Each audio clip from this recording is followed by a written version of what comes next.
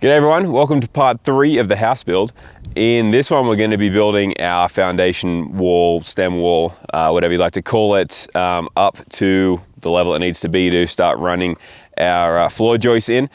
So we've got these run out. I already did this off camera. My wife came and helped me just to get the blocks roughly where they need to be, and then also put a first run down so I can go around with the level and the laser and see where these are compared to grade. There will be some slight undulation that I need to get rid of in the first run, so that by the time I'm at the top of the third run, I'm perfectly on grade, plane, level, everything. So we'll do the corners first when it comes to getting these actually mortared, and then I'll work my way across as is the accepted method.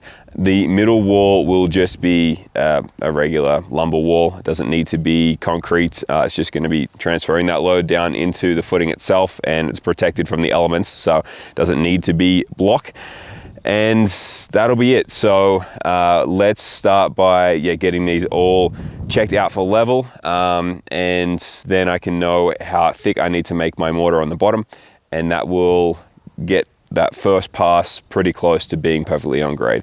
It's the downside of doing this method without using forms, is that the tops may not be perfect of the footing, and now we have a chance at least to get that all ironed out. So let's get stuck into it.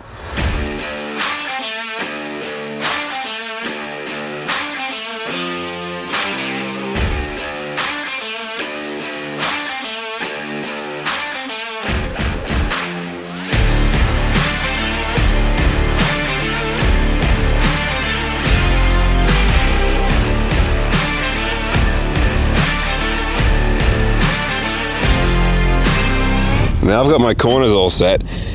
Thought I'd better give it a measure, and the good news is it's within 1/8 of an inch of square, and I've got the first string line set to do my first run, and then I'll just work my way around and then work onto the second row and just keep going.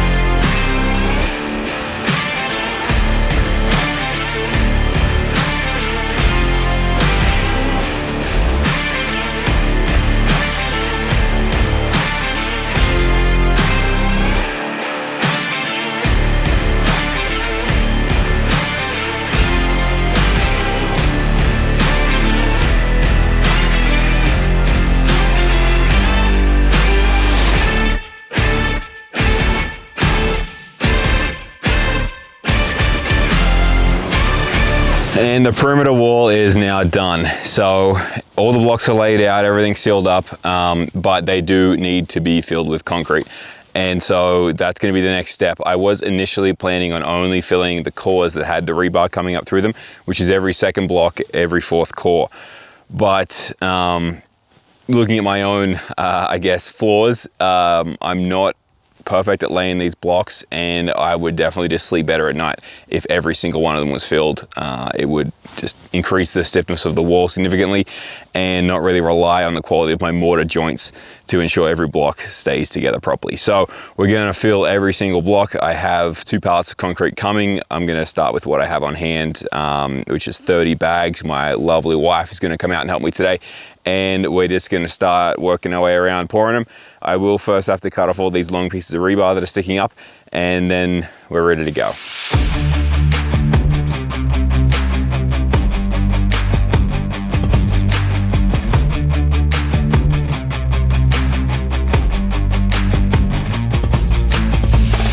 Our 30 bags filled 24 blocks, linear blocks. So that would be 72 actual blocks with the 3 high stack. Meaning our 86 more bags coming should be right on the money with maybe an extra 1 or 2 bags. I did make this little contraption. It's 2 2x8s and 2 2x6s that just happen to be the right shape and size. to go straight over one block, so you're able to just pick it up and drop it on, and that way you're not going to waste too much. And then you can also screed, so when you're done, pull it across to the next one and it's going to level off what's there, and you can just finish off with a little trowel. And I'm now going to, because we run out of bags, so keep busy and start with the waterproofing and just work my way around with the asphalt non-fibrous emulsion, and hopefully you should have enough to do the whole thing.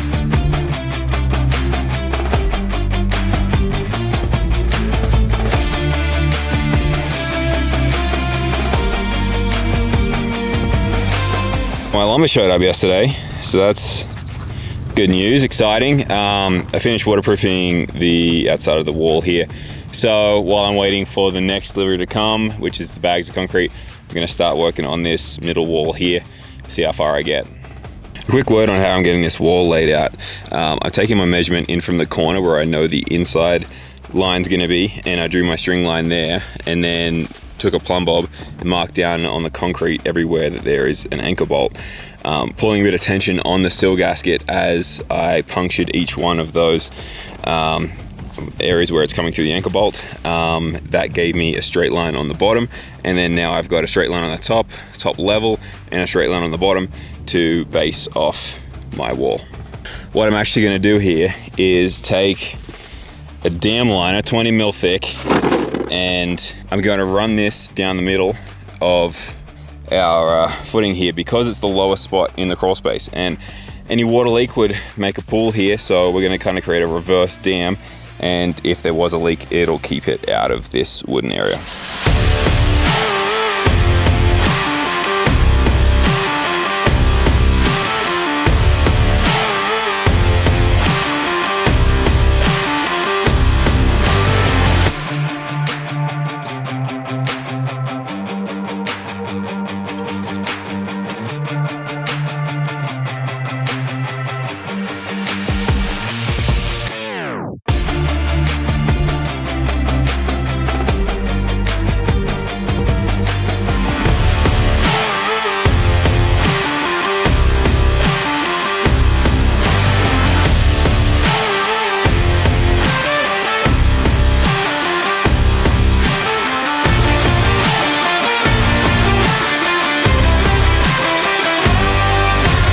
And now we are finally done filling the wall. Let's talk numbers in a minute to see how it all racked up, but yeah, good to have it done. Called in my wife, my buddy Conrad, and yeah, we did it. 120 bags. It was not much fun. Maybe should have got a pump truck, but we got it done anyway. All right, so now the fun part, how much did all this cost? Well, the end number, $3,800, and how that came out was nothing really for digging the foundations, because I have that backhoe. I didn't really include that in the cost. The concrete that went in 10 yards for the footings was $1,900, and then the rebar in that was $200. And then we've got the blocks, that was $600, and the concrete to go in the blocks was another $600. Then the wall here was about $200, and miscellaneous stuff, the mortar was another $200, and miscellaneous stuff like the anchor bolts and waterproofing membrane for the outside, and this little plastic liner here on the inside was another $100. So hopefully that math works out. It was about $3,800 all in. So yeah, good to be done with concrete. Next step's going to be sill plates, floor joists, subfloor. So I might even get that started today. And yeah, tune back in for that one. All right, catch ya.